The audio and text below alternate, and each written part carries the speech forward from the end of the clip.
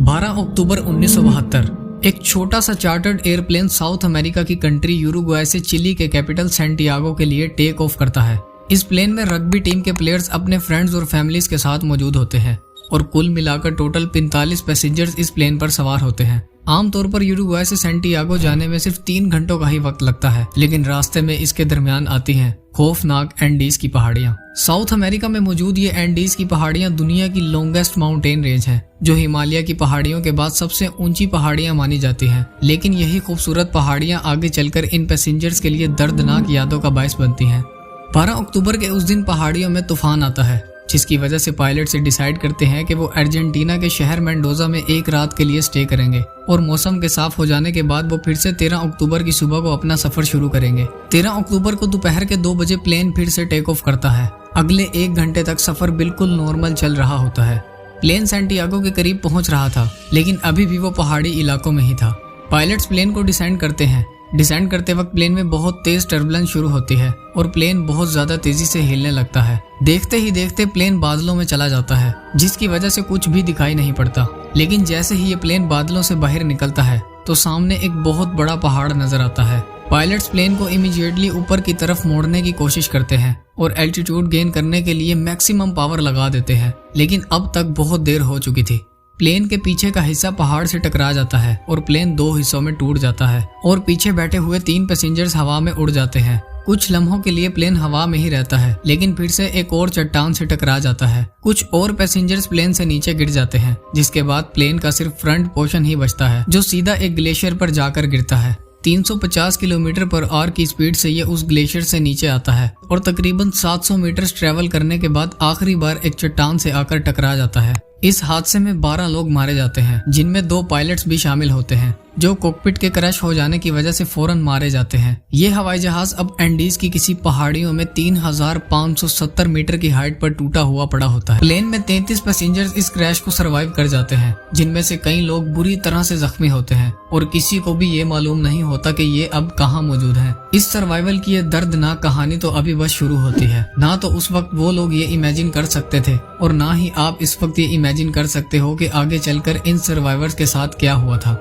ये दिल दिला देने वाली कहानी यूरुग्वायन एयरफोर्स फ्लाइट 571 की है। जानते हैं आज की इस वीडियो में।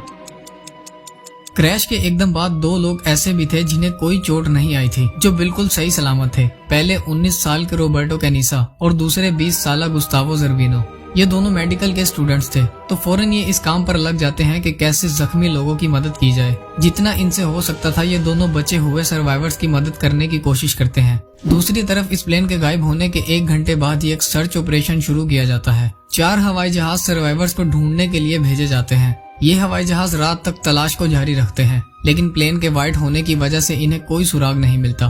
प्लेन एक ऐसी जगह पर क्रैश हुआ था जहाँ हर तरफ व्हाइट स्नो और बर्फ थी, जिसकी वजह से इसे ढूंढ पाना बहुत मुश्किल था। प्लेन में मौजूद पैसेंजर्स ये सोचते हैं कि किसी तरह आज की रात गुजारी जाए, अगले दिन रिसर्च टीम हमें जरूर ढूंढ लेगी। 5 जख्मी पैसेंजर्स उस बर्फीली रात को सरवाइव नहीं कर पाते और अब प्लेन में सिर्फ 28 लोग बचते हैं।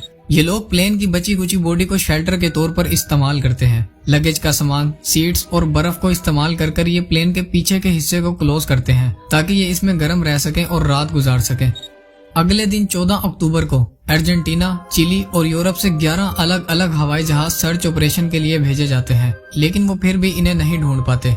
सर्वाइवर्स प्लेन की छत पर लिपस्टिक से SOS भी लिखने की कोशिश करते हैं और बर्फ पर सूटकेसेस की मदद से एक क्रॉस भी बनाते हैं, ताकि वो पायलट्स की नजरों में आ सकें। उस दिन इन्हें 3 हवाई जहाज नजर आते हैं। ये लोग चिल्लाते हुए अपने हाथों को हिलाते हैं और मदद के लिए पुकारते हैं, लेकिन उन्हें जल्द ही ये रियलाइज हो जाता है कि इस सब से कोई भी फर्क नहीं पड़ने वाला और एक और दिन इन्हीं कोशिशों में गुजर जाता है।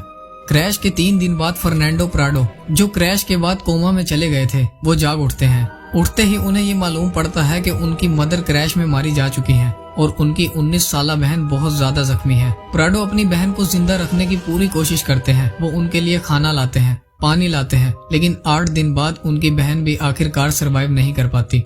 क्रैश के 3 दिन बाद फर्नांडो प्राडो, जो क्रैश के बाद कोमा में चले गए थे, वो जाग उठते हैं। उठते ही उन्हें ये मालूम पड़ता है कि उनकी मदर क्रैश में मारी जा चुकी हैं और उनकी 19 साला बहन बहुत ज्यादा जख्मी है। प्राडो अपनी बहन को जिंदा रखने की पूरी कोशिश करते हैं। वो उनके लिए खाना लाते हैं, पानी लाते हैं, लेकिन 8 दिन बाद उनकी बहन भी आखिरकार सरवाइव नहीं कर पाती।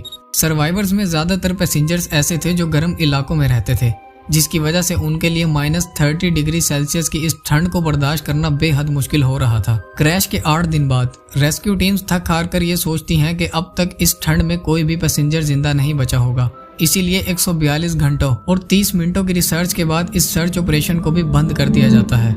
दूसरी तरफ सर्वाइवर्स को प्लेन की सीट्स के दरमियान से एक ट्रांजिस्टर रेडियो पड़ा हुआ मिलता है। इनमें से एक सर्वाइवर रॉय हार्ली, जो इलेक्ट्रॉनिक्स के एक्सपर्ट थे, वो इस रेडियो को ऑन करने की कोशिश करते हैं। वो एक लंबा सा एंटीना बनाते हैं और इस रेडियो को ऑन करने की कोशिश करते हैं, और इनकी 2 दिनों की कोशिशों के बाद ये रेडियो ऑन हो जाता है। ऑन होने पर यह मालूम पड़ता है कि इस रेडियो से सिर्फ 1 वे कम्युनिकेशन की जा सकती है, यानी सिर्फ बाहर की आवाजों को सुना जा सकता है और अपना कोई भी मैसेज नहीं दिया जा सकता। इसी रेडियो को ऑन कर इन्हें ये मालूम पड़ता है कि सर्च ऑपरेशन को अब बंद किया जा चुका है, जिसे सुनने के बाद सभी लोग उम्मीद खो देते हैं और कुछ लोग रोने लग जाते हैं।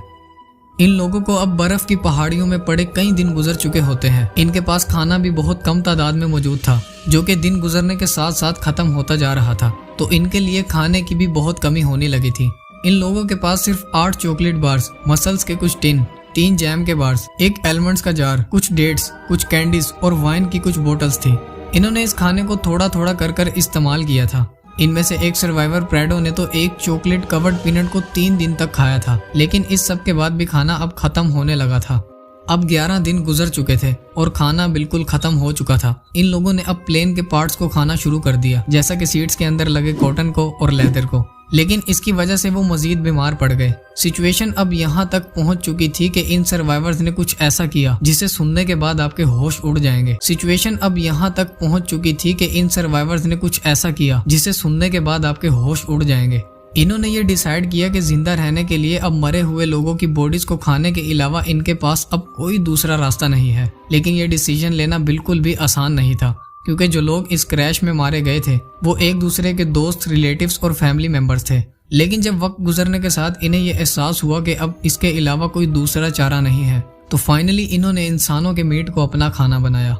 अभी एक आफत टली नहीं थी। क्रैश के 16 दिन बाद 29 अक्टूबर की रात के वक्त जब ये लोग प्लेन में सो रहे थे, तो अचानक बर्फ का तूफान आ गया और ये बर्फ देखते ही देखते प्लेन के इस टुकड़े में भर गई, जिसकी वजह से 8 लोग सांस की कमी की वजह से मारे जाते हैं और अब सिर्फ 19 लोग ही बचते हैं।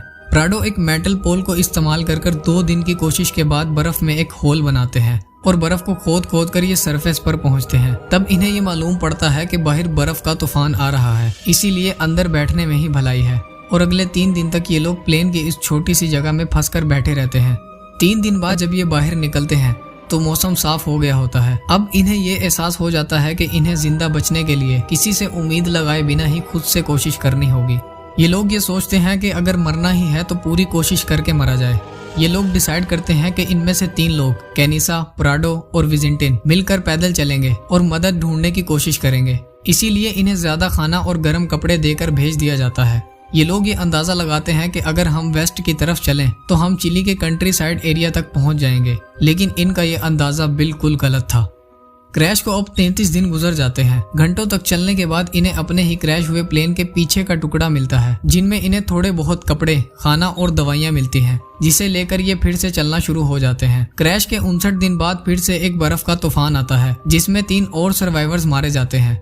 दूसरी तरफ ये तीनों लोग अभी भी चल रहे होते हैं और एक मौका ऐसा आता है कि इनकी भी हिम्मत जवाब देने लगती है, लेकिन ये हार नहीं मानते और मुसलसल चलते रहते हैं। ये ग्लेशियर्स पर चढ़ते हैं, पहाड़ों को क्लाइंब करते हैं और जब ये टॉप पर पहुंचते हैं तो ये देखते हैं कि हर तरफ सिर्फ बर्फ के पहाड़ ही पहाड़ हैं। इनकी हिम्मत बिल्कुल टूट जाती है, इनमें अब चलने की भी हिम्मत नहीं रहती। क्रैश के 59 दिन बाद फिर से एक बर्फ का तूफान आता है, जिसमें 3 और सर्वाइवर्स मारे जाते हैं।